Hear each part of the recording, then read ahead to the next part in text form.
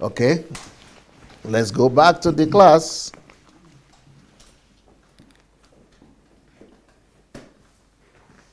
Yeah. Last year, I think it was Okay, where?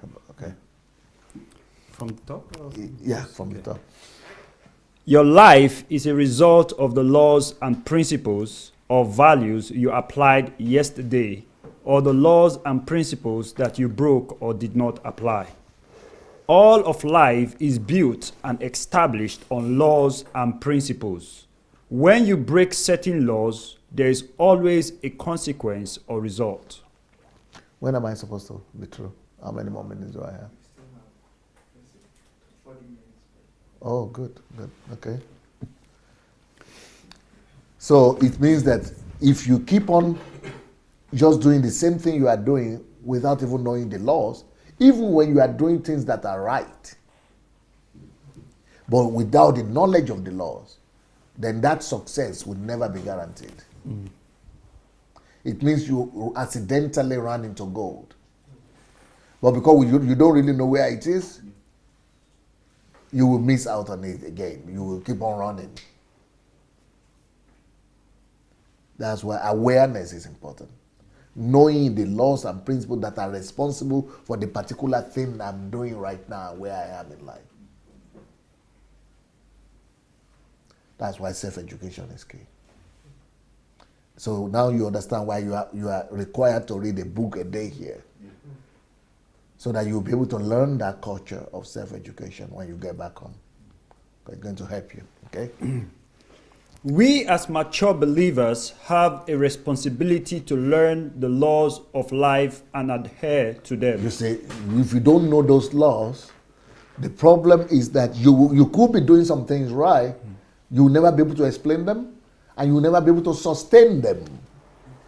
So the responsibility to learn and to keep on growing and discovering, that's why yesterday I said, if I ask you what are the most important things in life, that nobody will mention the most important one.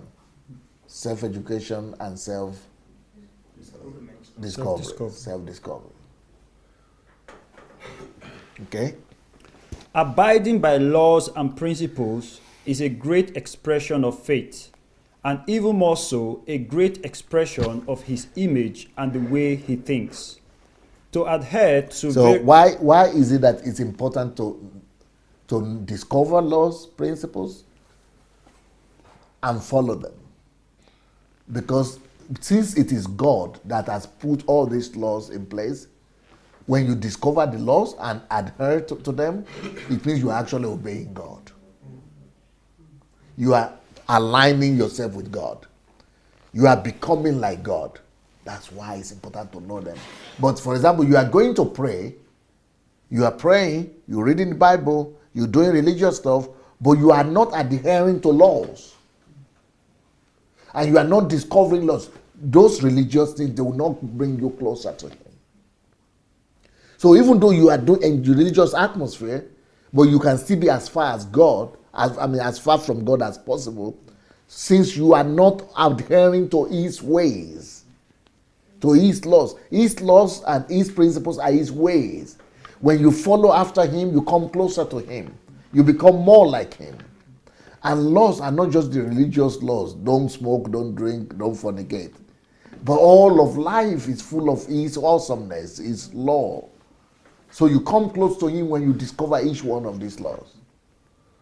And then, so since He is the one who put them in place, just like me, for example, if I put some laws in place in this my house, I am the one who puts it. And you abide by every law, you are coming close to my heart. You are fulfilling my heart desire. So you are aligning yourself to me. And then you are going to be the one I'm going to respect, other than the other guy who never obeys the rules I put. Just like you as a parent in your own house. You put the rules in place, one child is following all the rules. The person is going to become beloved to you, going to become close to you. Is going to become the person that is carrying your heart. But the other child that is doing the opposite is going to be making you sad all the time. So whatever law you discover and follow is making you to come closer to the person who put that law there. If it is professional too, professional exercises or exams, that's why you pass. Why do you pass? Because you do what the people who put it down there say you should do. It means they get a pass mark, they bring you in, you are accepted. You get closer. So when we obey principles and follow principles, we align ourselves with God. We become like God. That's why laws and principles are very crucial. But when you don't pay attention to laws and principles, not just religious stuff, I'm talking about life in general, then you will be wondering, why is it that we are the Christians and we are not making it? Why is it that we are the Christians and then think God is not doing it for us? Because you are Christians just in church, in religion. But these ones are more Christians because they are following. They are like the two children, the two sons that say, I will do it. And you are just keep on saying you will do it, but you don't even know what to do. But the other one said, I will not do it, but he's going to do it. That's exactly how the people of the world and us are like. Yeah. They are taking their time to find out the laws and principles, and they are living by them and getting the results. But we who just create a religious aura and atmosphere without walking in them, without even trying to find them out, we just break the heart of the Father, and we are not pleasing Him. So abiding by laws and principles is a great expression of your faith in God and in the person who put that law in place. And even more so, a great expression of God's image, because you want to become like Him. When you follow His principles and His laws, you are becoming like Him. You are like His image and like His expression. You begin to think the way He thinks, because His laws show us the way He thinks. His ways, He shows us His mindset, His belief system. And when you are following those, you are aligning yourself to become just like Him. Yes, sir. To adhere to various laws and principles in life allows you to rule on earth the way God would. Now, let's now discuss that. Why am I saying your adherence to laws and principles of life makes you to have God's kind of dominion or God's kind of influence on those spheres of life like God would do it? This last point says to adhere to various laws and principles in life allows you to rule on earth the way God would. How do you people understand that? That's a tough one right there. Anybody wants to explain? Peace? Or anyone? Okay. Adeola.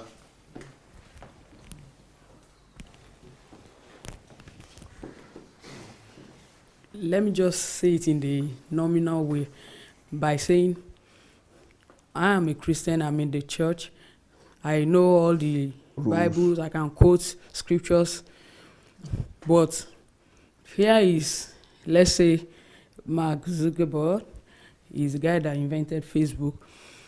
He has followers, he has influence because he has been able to, through laws and principles, discover and invent a particular thing that is solving problems Giving him all those and influence. solutions to people's need.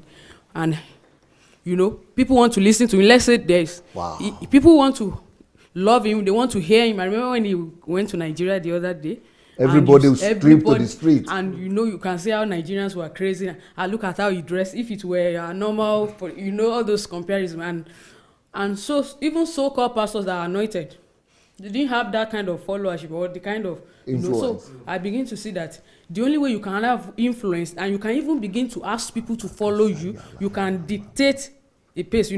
For anybody working in that organization, he can cut the pace. He's the one that cut the shot. Even if them they what don't to do. work in that organization, even Anyway, so I cannot imagine if I'm the one that is heading such corporations and I'm exposed to all these laws that and the thing that made him to be able to do that is not his prayer in the church or membership. Pastor Sunday, that thing is always throwing me off balance. But he's following the laws that God has put in place. Yes. He's following the laws that God has put in place in life. Yeah.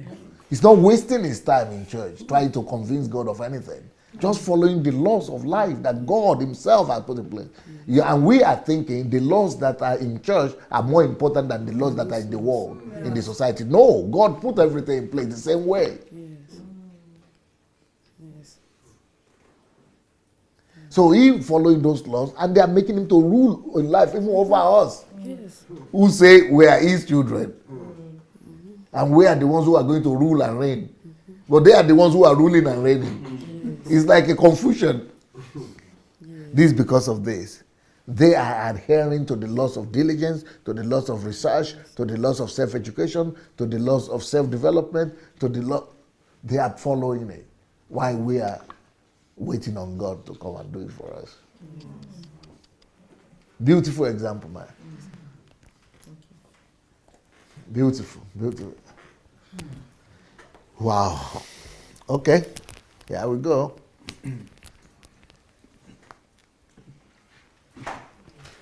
Life itself is built and established on laws, rules, and principles. This is not just life like mystically. This is everything. Even the most important, the most private thing you do in your house or for yourself, there are still laws. You might not realize it.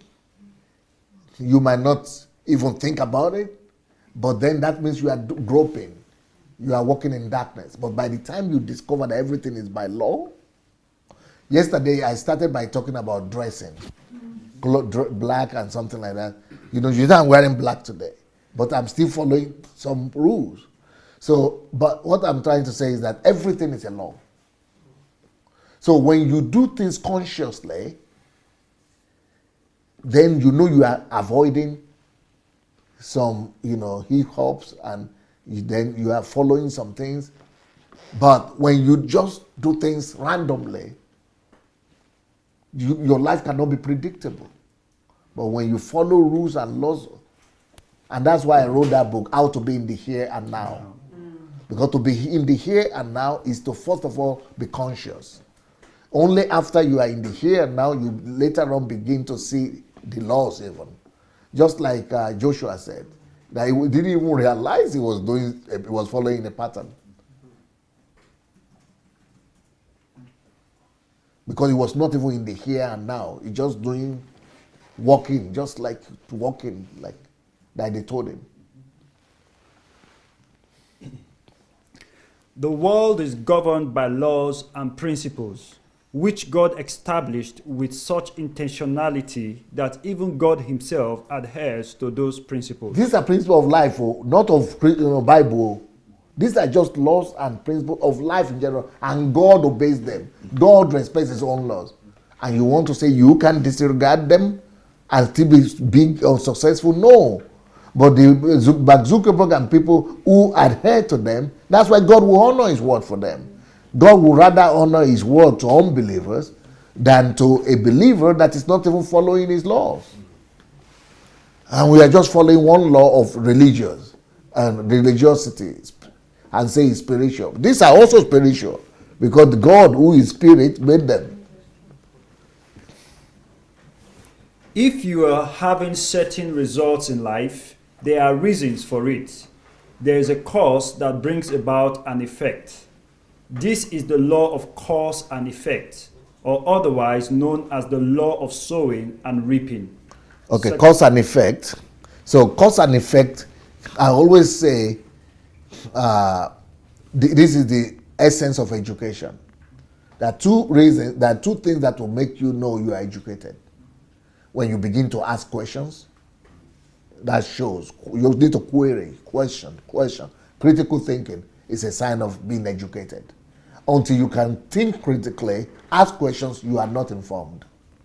You are not educated. It used to be that people will say a sign of education is the ability to read and write, literacy. But today, no, that is primitive. That's not. Everybody can read and write. But the sign that you have gone to school is not that you have a diploma as a doctor or as an engineer, but your ability to think critically, to question everything. And those of you who live in the Western world, if you notice very well, you will notice that if all these children, that ability to question is in the educational system of Western world. Even your own children, they will put it in them without even, all of them are questioning, asking, because that is the whole essence of education. questioning, that's number one. But the next thing, the next proof of education is the belief in cause and effect. You don't, not in mystery, not in, miracles, but that for every effect there is a cause. Life is run and governed by the law of cause and effect. When you are able to automatically think on the level of those two things, questioning everything and knowing that there's a reason for anything that happens, and nothing will happen without a reason, then your mind is waking up. Those are the two parameters to gauge yourself by if your mind is awake or not. People whose mind are awake, they always operate by those two things. And that's what you also use to form your worldview. So, for example, I'm going to go back to the political thing again in Nigeria. So, for example, we have a presidential election. What is the whole essence of presidential election? Become president. Become president. So, the critical question, the critical thinking is this person that I'm going to support now going to win this presidential election? Or is not going to win it? Because the whole essence of election is to become president. It's presidential election. So if he's not going to win it, so why am I doing here? It doesn't make sense. It's rubbish. It's foolishness to do otherwise. I must do something or support or give my energy to somebody who will win the purpose. The purpose is this. God doesn't do anything without a purpose. The purpose and the agenda is this. You can have your own agenda, or anybody can say, no, I just want to show myself, or I just want to try, or I just want to. That is his own personal agenda. But the whole thing we are doing, the whole world is a presidential election. Look at it there.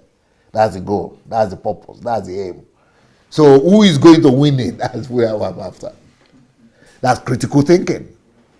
So then you have other questions to be able to come to the final decision who you are going to support. Then cause and effect. If this person is not doing this, he is not going to win that thing. This person that is doing this is going to win this. Cause and effect. So all of us must get our mind to a place whereby we automatically think on these two premises. Automatically question everything. And automatically, but Westerners know how to question things. That's why they don't believe on those fake miracles from those African churches.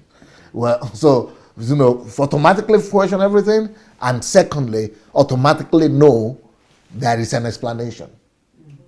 There is a reason why things happen. There is a cause and effect. Base your life on those two things, and it will be very hard for you to miss it. You will always be. That's what will drive your self-education drive. It will drive you because you want to know why. You want to know, you have explanation. You want to discover new things. You want to know what is happening. You want to discover the laws, the principles. Cause and effect is very important. So to evaluate your life, cause and effect. That's what we have been talking about. Why am I having this result? The example of Pastor Nero here. Why am I having this result? Why did I have? Okay, now I see. I read Pastor Sunday's books and I discover, oh yeah, this guy was living a different life than I was living. Even though he was in the ministry for 10 years, I was in the ministry for 10 years. We all call it ministry, but we are all doing different things. We are all observing different laws. Why? The result that he has is as a result of the laws and principles he refused to observe, or the ones he observed, and this one had the result. So cause and effect. There's a reason for it. Don't just say God didn't do it. Excuse me. Excuse me. God is neutral, guys. He has provided everything. He has put everything in the system, in the world. He put everything in place. Please keep on making. Keep on making God look so bad. He's done his job. He has put laws and effects in operation in the system already, long time, even before you were born. Stop making him look so bad. He's finished it. He's finished everything perfectly. So don't blame him find out the problem in yourself, not God. 2 Corinthians 9 verse 6. But this I say, he who sows sparingly will also reap sparingly, and he who sows bountifully will also reap bountifully. Galatians 6 and verse 7. Do not be deceived. God is not mocked. You see? For God is not whatever a man sows, that he will also reap. Cause and effect. There is a reason. What you sow is what you reap. But the reason I'm not big on this, why I'm not spending time on this scripture, is that people have turned it to money. So I almost don't want to read it because people will be automatically, that's what church people have done.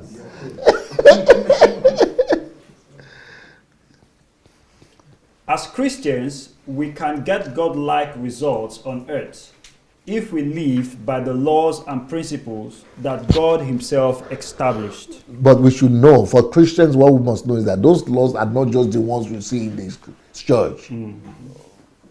Life itself is a law, it's operated by laws of God, principles of God.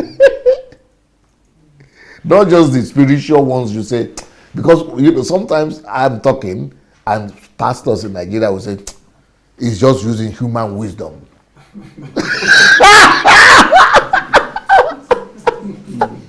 Or they will say it's not spirit. No, what? Yeah, it's a secular knowledge. Secular knowledge. Yeah, that's what it's secular knowledge. It's not spiritual. So now let's look at the air we breathe. Is that spiritual? But who put it in place? Spirit. It's a spiritual God. The trees you see, is that spiritual? Who put it in place? The God that is more spiritual than yourself. The rivers, the birds, is that spiritual? God made everything, guys.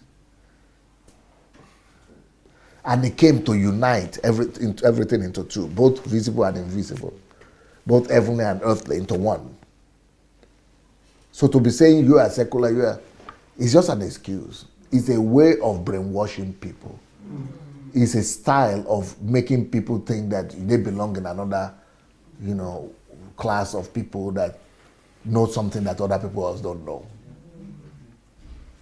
And then they will say, go and resign and go and retire. You have to come and be assistant pastor here in church and live in poverty. Because you cannot serve God as a professional. It's all manipulation. It's a slavery method. It's a method of making you into their slaves. To improve your life, take a moment right now and make a list of some laws and principles that you yourself have broken and what has been your result. Okay, you have to take a photograph of that because that's your own work. This is just one, but there's going to be many more. That's one of your own work for tonight.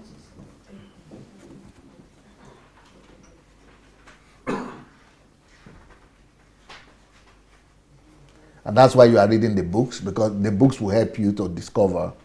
So when you are answering these questions, those books you have read and you are reading, you can apply, you find out the principles that are in them and see what you have observed, what you have not observed, or some of the teachings you have listened to, and use them to be able to find out the rules that you have observed and the ones you have not.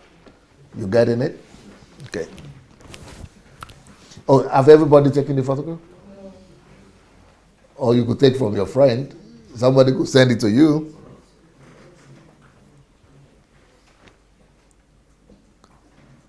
Okay. Make another list of principles, values, That is another assignment you need to put down. This is another work for you. which you have neglected, that successful people and you. Okay, sorry. Okay. Make another list of principles or values Okay, which yeah. you have neglected, that successful people you know have applied and gotten a result. So take the photograph for this as well.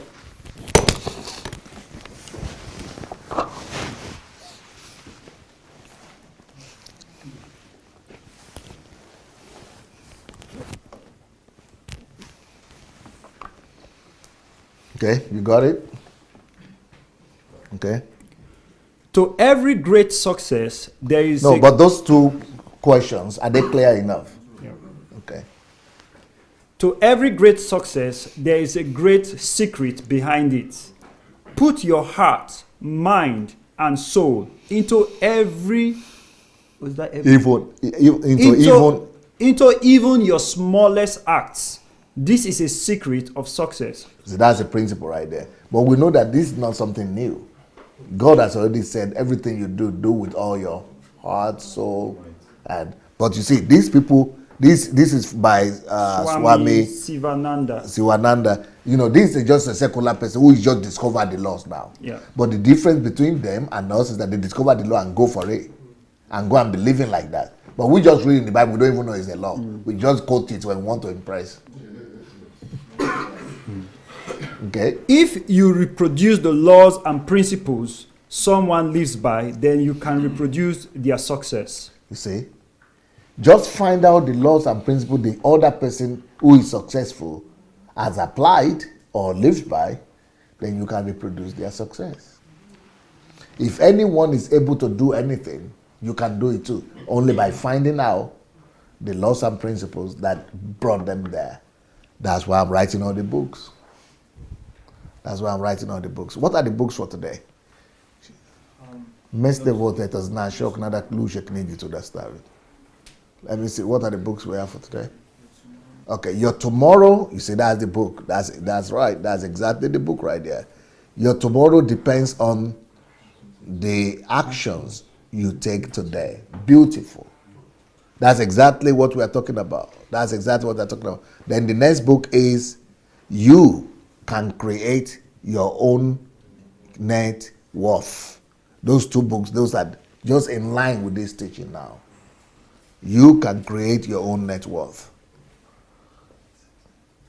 And your tomorrow, and we are talking about future in the next 25 years, depends. That's the whole book that will just serve you well. Talking about the future. You have how to create your tomorrow. And this other book, your net worth, is always how to create your future. Okay? So, here we go. After this self-evaluation, make it a rule to fight against low-yielding results because of laws you are breaking or principles you are not applying. You see, results, low-yielding results is as a result of what? According to that passage, this thing we just read, low-yielding results is as a result of what? The laws you're breaking. Or you are not applying. So everything starts with the laws. If I don't have results, it's because I'm not using some laws, I'm not applying some laws, or breaking some laws. If I'm not satisfied with my life, I have disrupted some rules, laws. There are some things that I'm violating. Okay, because sometimes we Christians, we become so spiritual that we say we don't live by laws anymore. You know, we are not talking about those laws, because those are just laws of Moses. These are not laws of Moses, So you could say, why is he talking about laws? We are not living by laws anymore. Then you put yourself in another corner. Okay, that's it.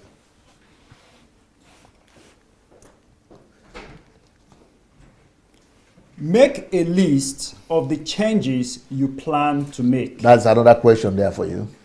Take the picture. It's your assignment.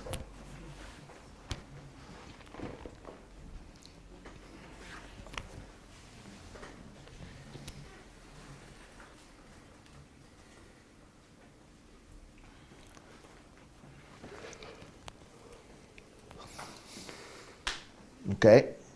Are you done? If you are done with taking that picture, then we go. Okay. Take personal responsibility. Right. So take that one as well. This is also, you've got to write for yourself. How you plan to take personal responsibility?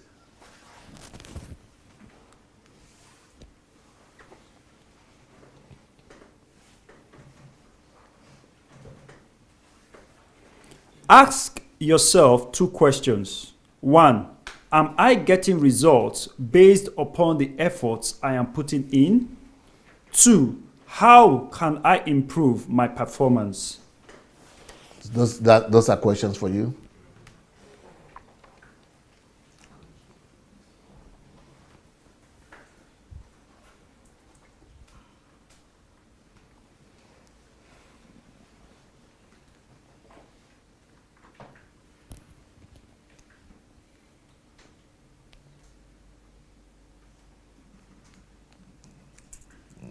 Okay, can we go now?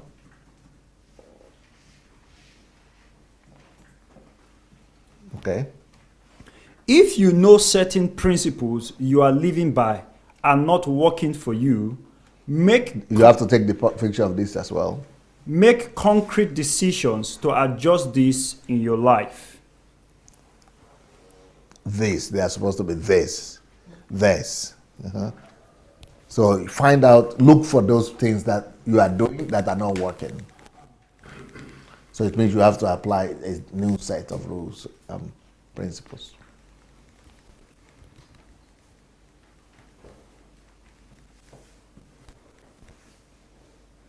Okay. Make a list of principles you see in the life of Yeah, Jesus there is another one for you. and in your mentors that you would like to emulate in your own life. You've got to have a model in your front that have done where you are going to. They are the roadmaps for you. So mentors, principles, the ideals or the examples. You don't need to copy them, but the principles they apply and they use. That's what the Bible says, that emulate their faith, not them. Some people are going to be having the whatever you call it, the coily hair or that the other guy has. No, that's not the way they copy. The white suits. The white suits that the other one wears. No. We are talking about principles here. That's why when Hebrew was saying that, look at the people who have gone before you, have taught you. He didn't and emulate their faith. He didn't say to emulate their lifestyle or to copy what they do, talk like them and say, no. It's all about principles.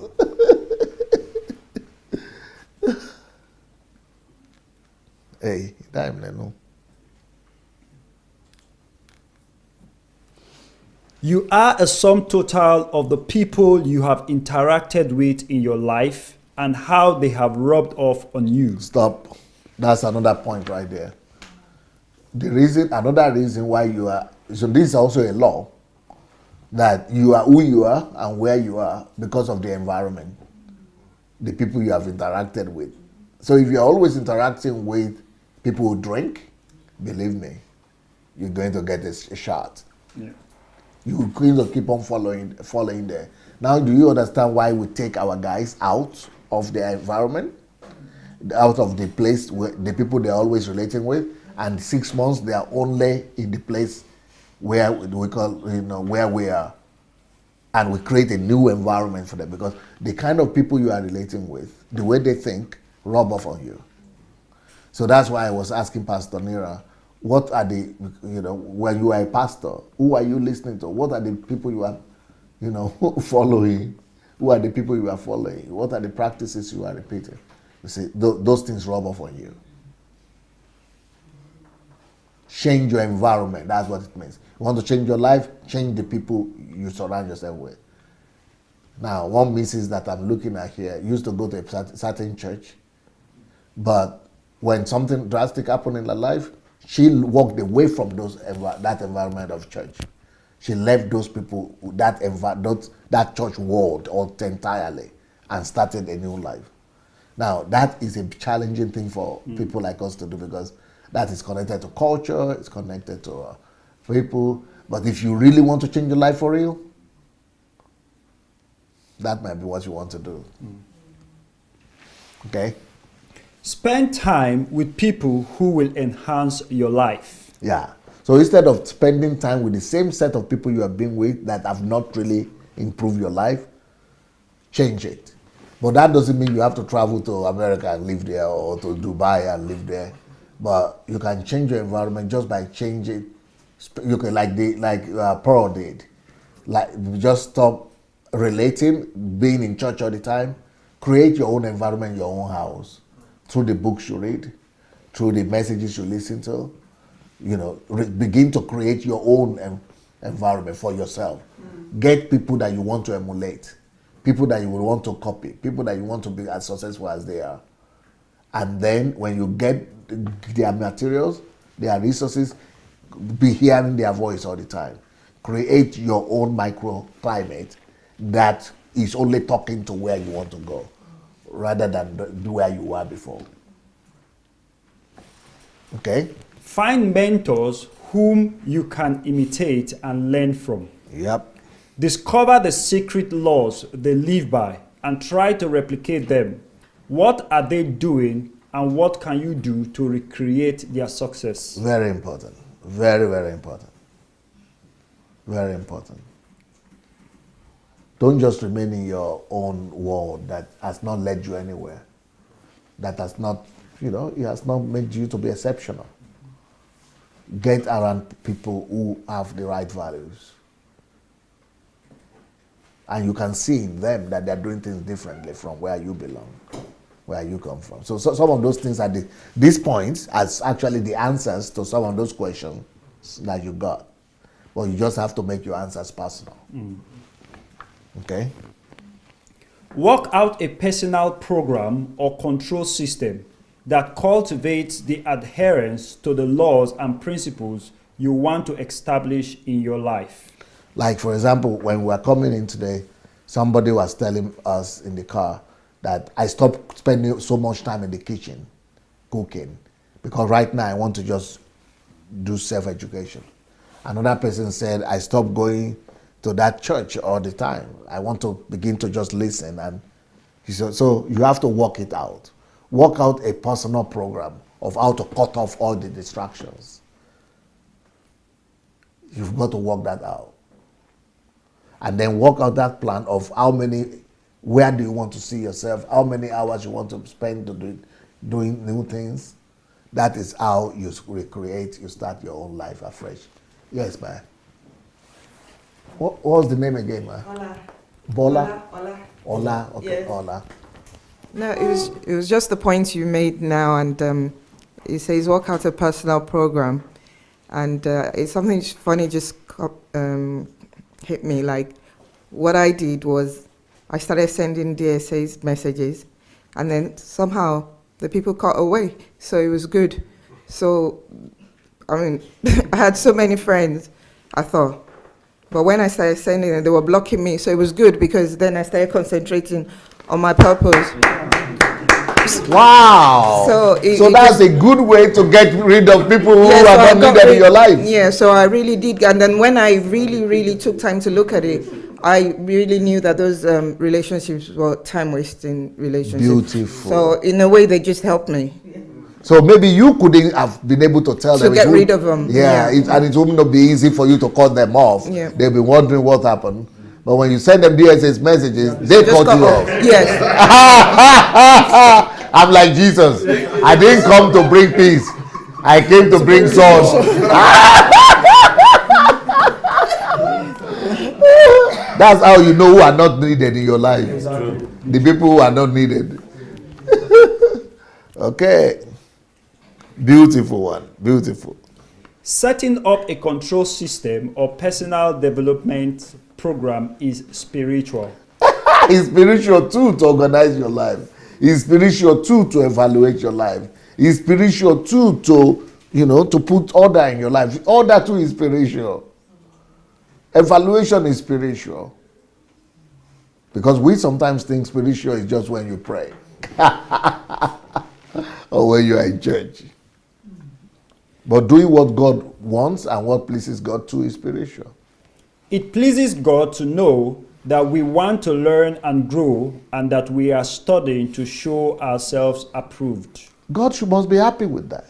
That you are doing self-education, that you want to study to show yourself approved, that you are working on yourself, you are improving on your character. Why would God not be happy with that? Why should God be upset with that?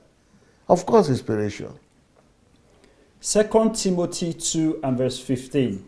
Be diligent to present yourself approved to God, a worker who does not need to be ashamed, rightly dividing the word of truth. That's exactly what we're talking about, self-education, self-improvement. The most important thing in life. To subject yourself to boundaries, restraints, and even a control system might feel uncomfortable at times, but it will bring out the best in you. Create your own world by putting in place restraints, boundaries, control systems. But if you cannot do it because you are shy to tell people off, send them DSS messages. Send them DSS messages. Those your friends that you don't even know what to do with them, and you don't even know who is right for your life and who is not right. Send them DSS messages. If the DSS messages don't work, send them my WhatsApp messages.